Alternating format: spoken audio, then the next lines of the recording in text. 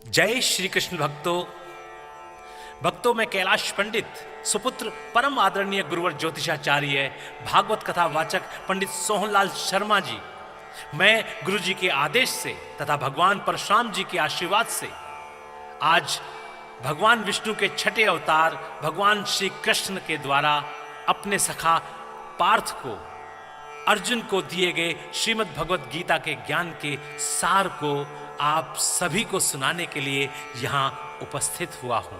भक्तों, श्रीमद् भगवत गीता के 18 अध्याय हैं।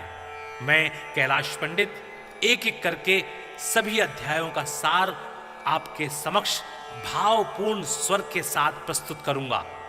मैं गीता सार को आरंभ करूं उससे पूर्व कृपया आप सभी हमारे इस चैनल को अधिक से अधिक संख्या में शेयर करके सब्सक्राइब कराएं, जिससे सभी सनातन धर्म प्रेमियों के पास ये गीता सार पहुंच जाए और उन्हें धर्म लाभ प्राप्त हो, उनका कल्याण हो। तो बोलिए भगवान श्री कृष्ण की जय।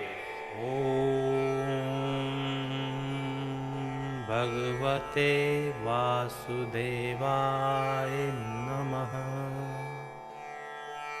बोलिए श्री कृष्ण महाराज की जय। प्रिय भक्तों, श्रीमद् भगवत गीता सार का छठा अध्याय आरंभ करते हैं। श्री कृष्ण भगवान जी बोले, हे अर्जुन, जिसकी कर्म फल में आसक्ति नहीं और कर्मों को करता है वह सन्यासी और योगी है, और जिसने हवन आदि लौकिक कर्म छोड़ दिए हैं वह योगी नहीं है। हे अर्जुन, जिसको सन्यासी कहते हैं उसी को कर्म योगी जानो, क्योंकि संकल्पों के त्याग किए बिना कोई योगी नहीं हो सकता। जो मुनि योग प्राप्ति की इच्छा रखते हैं उनके लिए उनका साधन कर्म ही है, और उनके योगी होने पर उनका ज्ञान पूर्ण होने का साधन उनके चित्त का समाधान है। जब मनुष्य विषय और कर्मों की आसक्ति से छूट गया और वासनाओं को उसने त्याग दिया, उसी समय वह योगारूढ़ कहा जाता है। जिसने मन स्वाधीन कर लिया है वह अपना हितकारी है, और जिसने विवेक का त्याग किया है वह स्वयं ही अपना शत्रु है।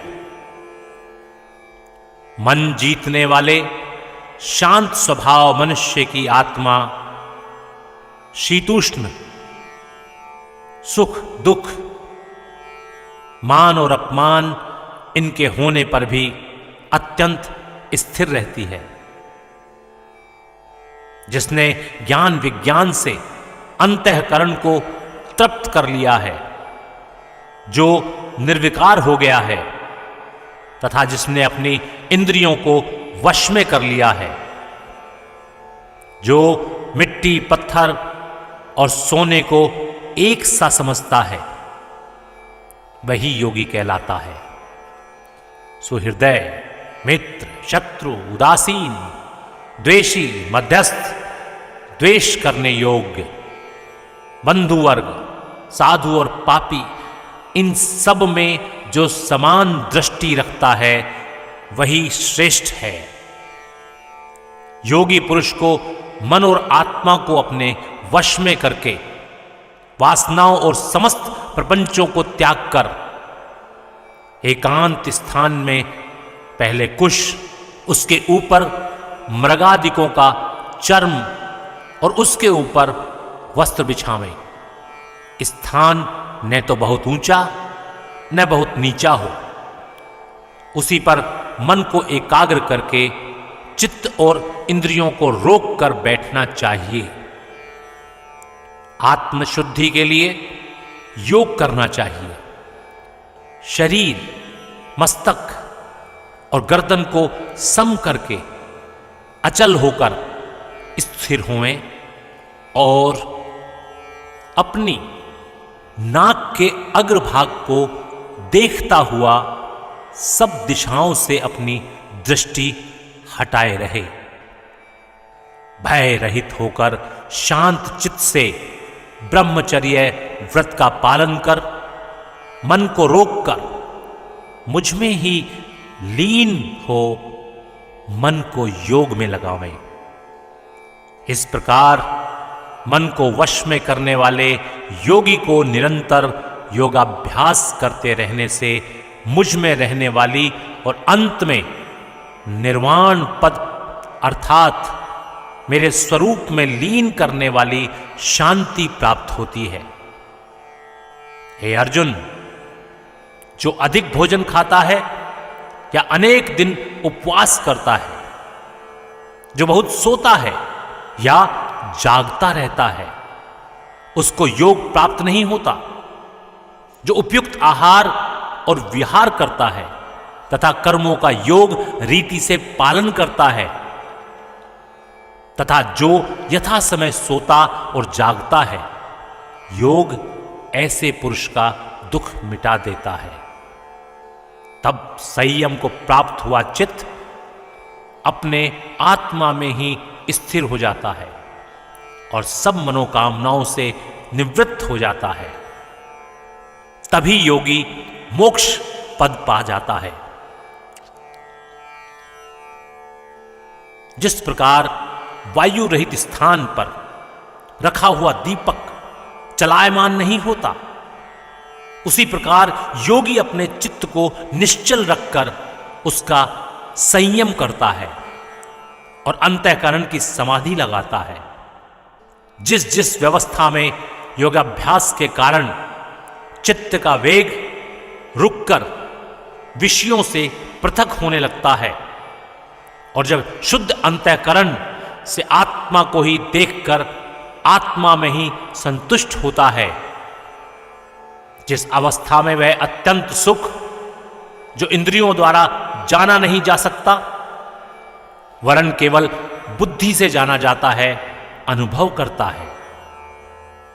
जब वह योगी आत्म स्वरूप में स्थित हो, उससे विचलित न हो, जिस अवस्था को पाकर फिर और कोई बड़ा भारी दुख उसे वहां से चलायमान नहीं कर सकता, इस अवस्था को दुख संयोग वियोग कारक योग नामक जानना हो, सो योग निर्विकल्प चित्त से निश्चित करके ही करना चाहिए।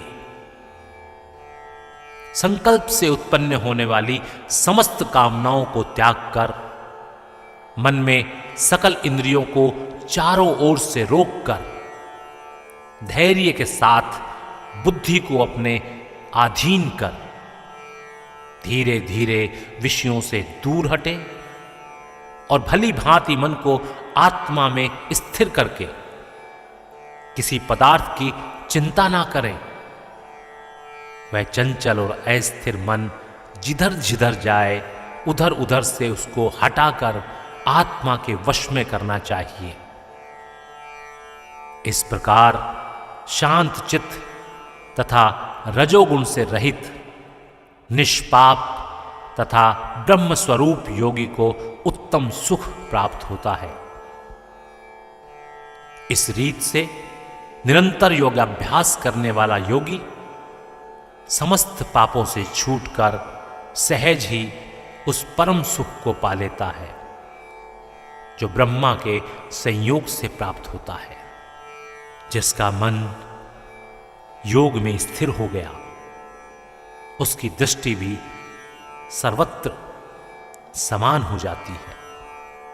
वह सब प्राणियों में अपने को और अपने मन में सब प्राणियों को देखता है। जो सब में मुझको और मुझ में सबको देखता है, उससे मैं अलग नहीं हूं और मुझसे वह अलग नहीं है। जो अभेद भाव से रहता है वह सब प्राणियों में स्थिर हो मेरा मनन करता है, वह योगी चाहे जिस अवस्था में रहे मुझसे मिलता है। हे अर्जुन, जो सब प्राणियों के दुख सुख को अपने दुख सुख के समान समझता है और सबको समभाव से देखता है, वही श्रेष्ठ योगी है। अर्जुन ने कहा, हे मधुसूदन, आपने जो यह योग सिखाया है, सबको अपने समान देखें, सो मन के चंचल होने के कारण उसकी दृढ़ स्थिति अपने में नहीं देखता हूं। हे कृष्ण, मन बड़ा ही हठी, पराक्रमी और दृढ़ है। इसको आधीन रखना तो मुझे वायु को बांध रखने के समान प्रतीत होता है। श्री कृष्ण भगवान बोले, हे महाबाहो, इसमें संदेह नहीं कि मन अति चंचल है और इसे वश में करना बड़ा ही कठिन है। फिर भी हे अर्जुन, अभ्यास और वैराग्य से आधीन कर लिया जा सकता है। जिसका मन वश में नहीं, उसको योग अत्यंत दुर्लभ है, ऐसा मत है। परंतु मन को वश में करने वाले प्रयत्न करते रहने से लोकों में वास करता है और वहां से फिर किसी पवित्र और धनवान के घर में आकर जन्मता है, अथवा वह बुद्धिमान योगियों के भी कुल में जन्म पाता है। इस प्रकार का जन्म पाना भी इस लोक में बड़ा दुर्लभ है। बड़े श्रम और यत्न से जो योगाभ्यास करता है, वह पापों से शुद्ध होकर अनेक जन्मों में प्रसन्न परिश्रम करके सफल होता है और परम गति को पाता है। बड़े बड़े तपस्वियों से योगी श्रेष्ठ हैं, ज्ञानियों से भी योगी श्रेष्ठ हैं। इसलिए हे अर्जुन, तुम योगी बनो। केवल मुझ में ही मन लगाकर मेरी प्राप्ति के लिए जो मेरा भजन करता है, उसको समस्त योगियों के मध्य मैंने अत्यंत श्रेष्ठ माना है। बोलिए श्री कृष्ण भगवान की जय। भक्तों, इति श्री श्रीमद् भगवत गीता सार षष्ठो अध्याय। हरे नमः। बोले श्री कृष्ण भगवान की जय। ओम नमो भगवते वासुदेवाय नमः नमः नमः।